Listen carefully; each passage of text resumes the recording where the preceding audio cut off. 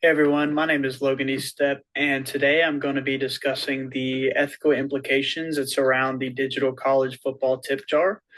This issue came about earlier this year in August, whenever the Oklahoma State Cowboy football team decided that they were going to implement the QR code sticker on the back of every helmet of each player of their football team, and donors or any spectators could see the code on TV or however they watch and scan the code and donate to an NIL fund that is distributed equally among the players on the football team. That said, I just want to kind of start with a brief overview of the landscape of college football as it pertains to NIL and the implications of Oklahoma State decision. Uh, the college football landscape as a whole has been changing a lot the last several years. So the industry itself generates more than $4 billion in revenue each year, with head coaches bringing in anywhere from several million to over $15 million every year in salaries and incentives. But until recently, players were ineligible to receive any kind of compensation beyond the cost of attendance, including tuition, fees, housing, and other expenses. College football, as itself, is governed by the NCAA, which is the National Collegiate Athletic Association.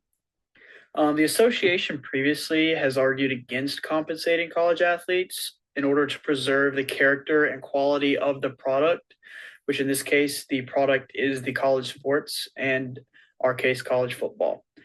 However, in 2021, the Supreme Court upheld the court ruling that the NCAA rules limiting education related compensation actually violated Section 1 of the Sherman Act. Therefore, the NCAA voted on its own accord to adopt the NIL rules, which means athletes would now be allowed to receive compensation in exchange for the use of their name, image, and likeness. We call this NIL. Okay, let's look at some numbers by NIL. So as you can see at the photo on the bottom left, players are now making millions of dollars through NIL, which is more than some NFL players are making. Football as a sport generates 37.2% of all the NIL deals in collegiate athletics. And the average total athlete earnings of all athletes come in at about $21,000.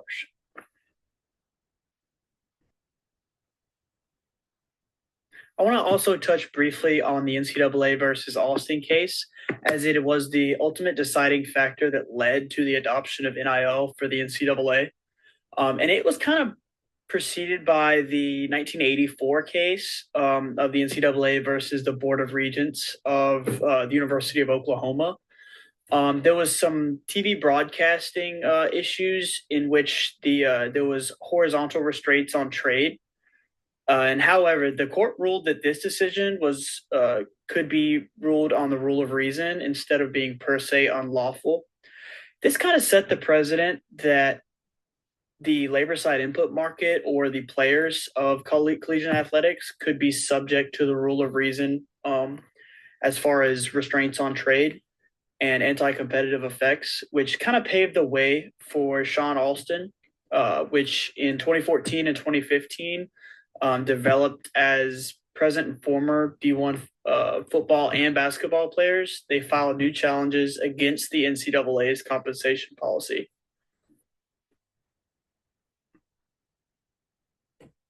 The district court for the Northern District of California did rule that the labor side input market was subject to the rule of reason test. And the court ultimately found that the plaintiff proved the challenging restraint had substantial anti competitive effect. Subsequently, the defendant, which was the NCAA, did demonstrate the pro competitive effects on that restraint. However, the pro competitive benefit could be achieved through less restrictive means, which led to July 1st of 2021, the birth of NIL, which changed the collegiate athletic landscape forever. As for the Oklahoma State situation, the Wall Street Journal article kind of discussed exactly what the implications of this was and just how the NCAA has put no formal controls or regulations on the NIL, and kind of how it's gotten slightly out of hand. And it's only a matter of time until direct compensation from universities to the players is enacted.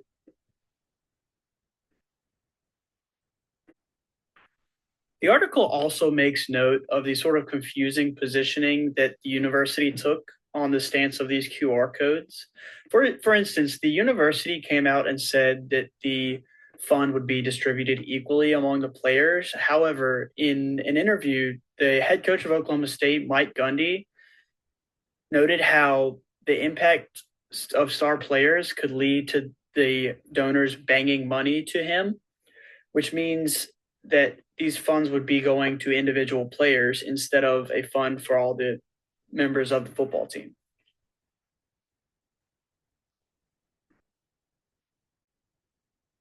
As for the legal implications of this issue, the use of QR codes for player tip pools is necessarily legal. The Fair Labor Standards Act specifies that tip pooling arrangements are legal only when the players that share the tips customarily and regularly receive tips.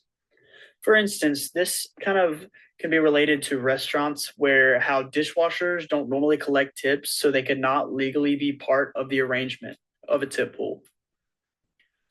Also, it's kind of important to note that several weeks after the announcement of the QR codes, the NCAA actually blocked Oklahoma State from doing so, calling the stickers advertising and or commercial marks, which are not permitted under the NCAA NIL rules. However, for this analysis, the implications of the QR code will be analyzed as if they were used by the football team. Now we're going to take a look at the stakeholders of the NIL and QR code dilemma, and we're going to see if we can navigate into a successful strategy moving forward. Starting with college football players, it's absolutely essential to note that the implication of all the decisions surrounding NIL policy and rules have direct impact on player compensation, thus yielding a lot of attention from players as they make their decision on what university to attend, whether to stay at the university, or how to maximize their compensation and success in college football. Recently, NIL deals and player compensation have been of high importance for players when deciding which university to play for. One good example of that came recently when the number one player in the 2025 class flipped his commitment from LSU to Michigan after a billionaire secured the player a $10 million NIL deal to attend the university. As for Oklahoma State, the players are subject to some debate about whether the tips should be pooled to the entire team or dispersed to the individual recipient. Perhaps star players, such as running back Ollie Gordon, would argue that tips for him scoring a touchdown should be given directly to him, while his offensive linemen may argue that though he was the one that scored, they still played a major role, so the team should disperse the funds equally.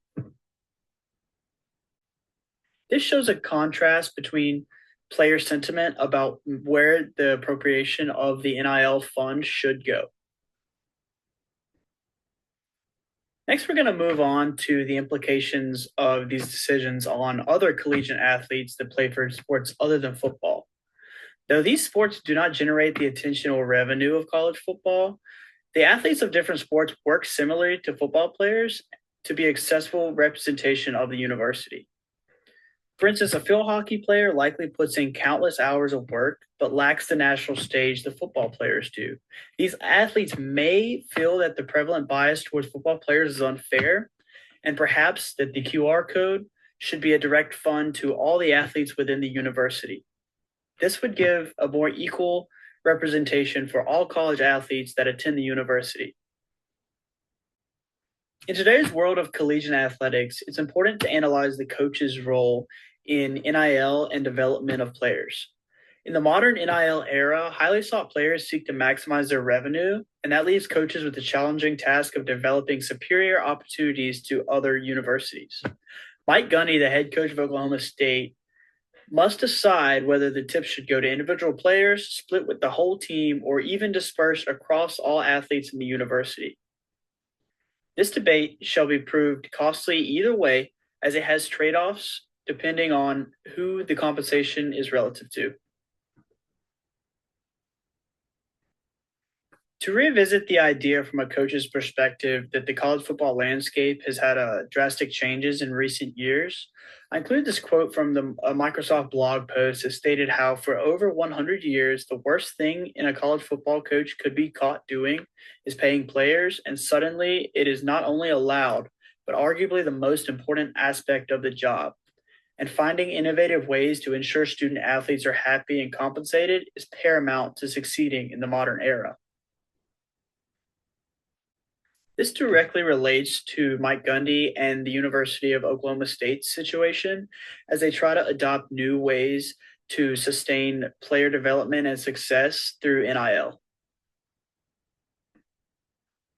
Moving on to the university and the athletic programs, it's very essential to note that the university acts as the manager for this situation, as they have to balance the needs of all the sports to ensure the athletes are treated fairly and ethically.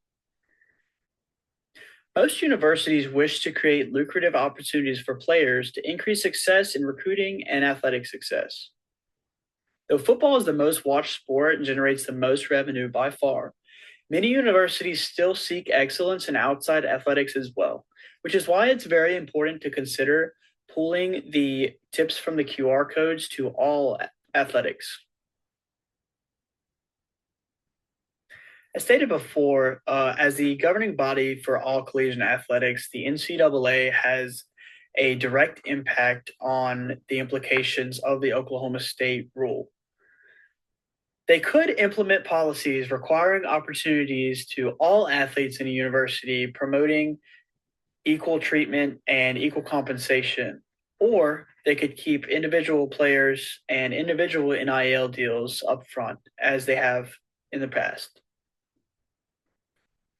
Another key stakeholder to analyze are the boosters, sponsors, and corporations that often provide compensation and lucrative NIL deals for collegiate athletics. Patron organizations may desire to directly tip a player rather than give to the team or the academic university itself. The QR code idea eliminates the option. Perhaps donors will contribute more or even less to a fund benefiting all members of Oklahoma State's collegiate athletics.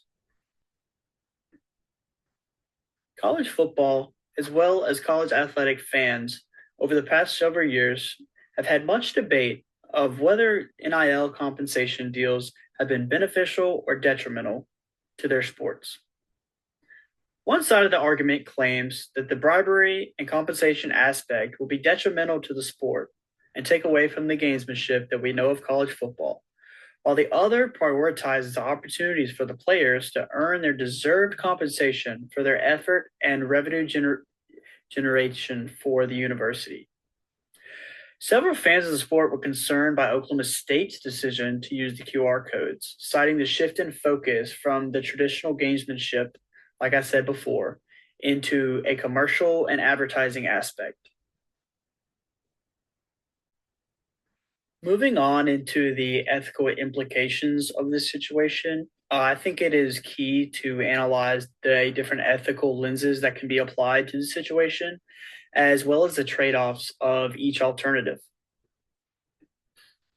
With that said, I'm going to discuss this issue in the lenses of several different ethical theories, starting with categorical moral reasoning. This refers to examining the principle behind the action and the motivation for it rather than its consequences. As for Oklahoma State, the coach and the university acted on the motivation of trying to make sure their players were rewarded for their team efforts instead of their individual ones.